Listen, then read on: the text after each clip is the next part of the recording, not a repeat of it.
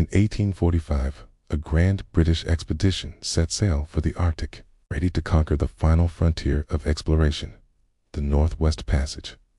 At its helm was the seasoned explorer, Sir John Franklin. Aboard two state-of-the-art ships, the HMS Erebus and HMS Terror, were 129 men, equipped with everything they could possibly need. K had enough food for 3 years, cutting-edge navigational tools, and powerful steam engines to smash through the polar ice. Confidence was high. This was supposed to be a triumphant mission, a testament to Britain's maritime dominance. But what started as a bold quest for glory soon spiraled into one of history's most haunting mysteries. Because after they sailed into the icy wilderness, not a single one of those 129 men was ever seen alive again. The Franklin expedition vanished. Hey, it was as if the Arctic itself had swallowed them whole. For a time, all seemed well. The Erebus and Terror were spotted by whalers in Baffin Bay, making good progress. But then, silence. Weeks turned into months, and months into years. Back in Britain, a quiet concern grew into a nationwide panic.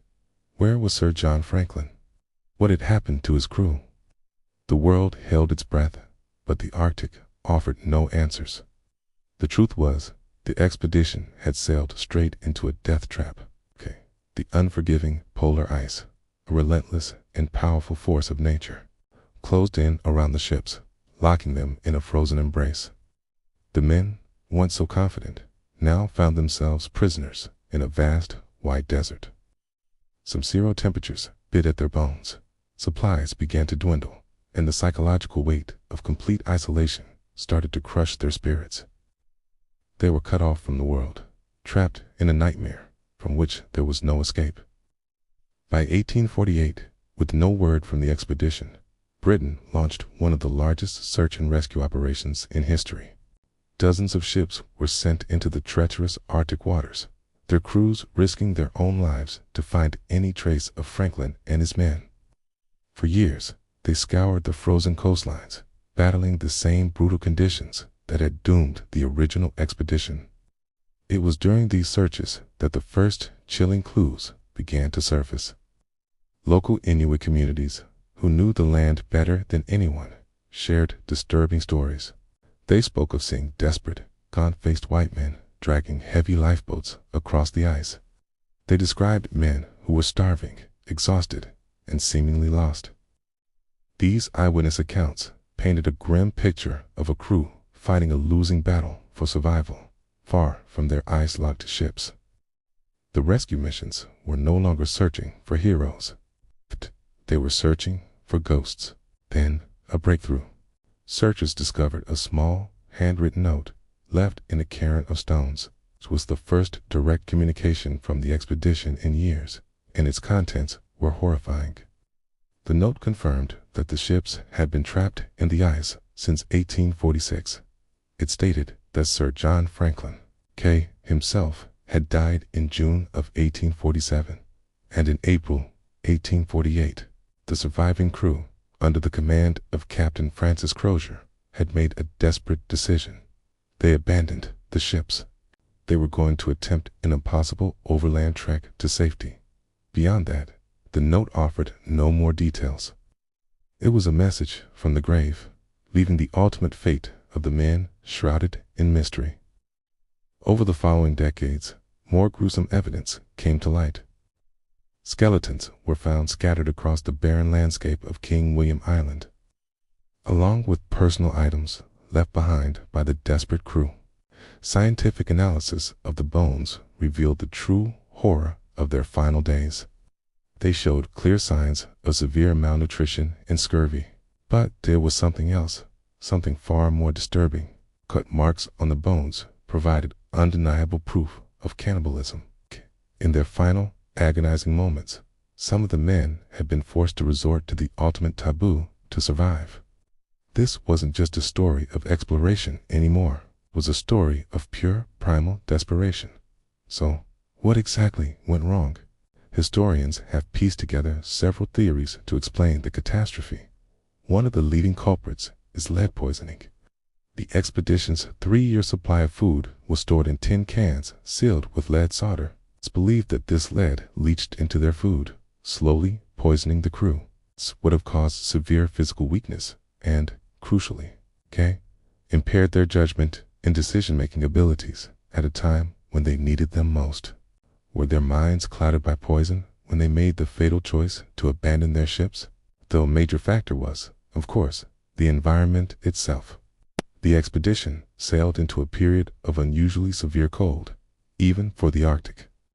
The ice was thicker and more extensive than they had anticipated, creating a trap from which their powerful steam engines couldn't save them. They were simply outmatched by the raw power of nature. And finally, there's the question of human error. Did Captain Crozier make the right call in abandoning the ships? Some argue it was their only chance, a desperate gamble for survival. Others believe it was a fatal mistake. The ships were their only real shelter and source of supplies in that unforgiving wilderness. By leaving them behind, they sealed their own fate, marching to their deaths across the frozen tundra. It's likely that a perfect storm of all these factors, lead poisoning, extreme weather, and critical misjudgments, combined to create this unparalleled disaster. For over a century and a half, the final resting places of the Erebus and Terror remained one of the world's greatest maritime secrets. The ocean kept the ships hidden, guarding the last pieces of the puzzle. But then, in the 21st century, modern technology achieved what 19th century search parties could not. In 2014, the wreck of HMS Erebus was discovered, resting on the seabed, remarkably preserved by the frigid Arctic waters. And, just 2 years later, in 2016, its sister ship, HMS Terror, was found in a nearby bay, in even more pristine condition. These discoveries were monumental. For the first time, researchers could look directly into the world of the Franklin expedition. The ships are like time capsules, holding artifacts and clues about the crew's final days aboard. They tell us about where the ships drifted and how the crew prepared to abandon them. But for all they reveal, they also deepen the mystery. They can't tell us what happened to the men after they walked off into the snow. How long did they survive? Who was the last man standing? What were their final thoughts as they faced their inevitable end? The ships have been found, but the story of the men is still largely untold. The lost Franklin expedition was meant to be a crowning achievement of the British Empire. Instead, it became a national tragedy, a story of 129 men who sailed into the unknown and never returned. It serves as a powerful and humbling reminder that no matter how advanced our technology or how bold our ambitions, we are always at the mercy of the natural world.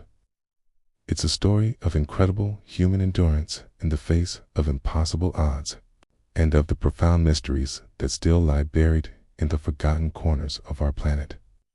Even today, with the ships discovered and the evidence analyzed, the full story remains just out of reach, locked away in the Arctic ice. The fate of Franklin and his crew continues to captivate and haunt us, a frozen enigma that challenges our understanding of history, survival, and the unbreakable spirit of human exploration. Until every question is answered, it will remain one of history's greatest unsolved files. Thanks for watching, and if you're fascinated by the world's greatest mysteries, make sure to subscribe for more.